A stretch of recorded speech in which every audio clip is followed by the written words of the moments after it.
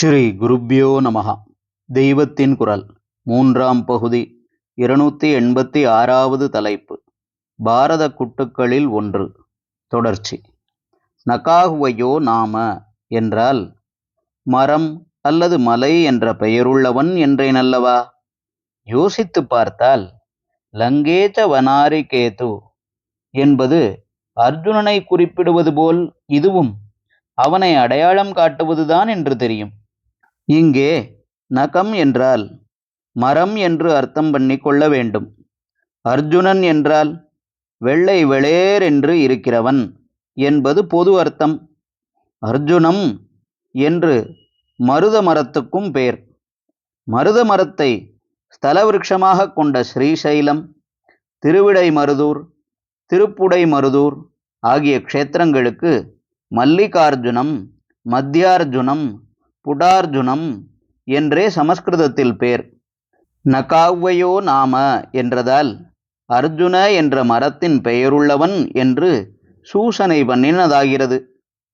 அப்புறம் நகாரி சூனு என்றால் மரம் அல்லது மலையின் விரோதியுடைய பிள்ளை என்று சொன்னேன் அல்லவா?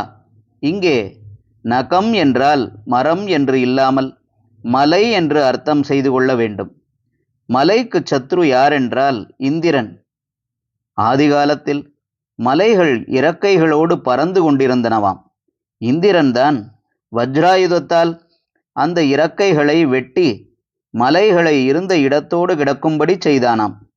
இப்படி நகர முடியாமல் ஆன பிறகுதான் மலைக்கு அச்சலம், அகம், நகம் என்றெல்லாம் பேர் ஏற்பட்டது. சலம் அல்லது கம் என்றால் அசைவது, போவது.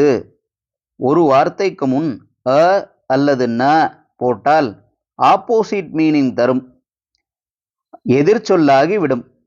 அதனால் அச்சலம், அகம், நகம் என்றால் அசையாதது என்று பொருள்பட்டு மலையை குறிப்பதாகிறது. மலைகளின் இறக்கையை வெட்டின சத்ருவான இந்திரனுடைய குமாரன்தான் நகாரி சூனுகு. குந்திக்கு இந்திர பிரசாதத்தால் பிறந்தவனே அர்ஜுனன். ஹரஹர சங்கர, ஜெய ஜெயசங்கர. தெய்வத்தின் குரல் மேலும் ஒலிக்கும்.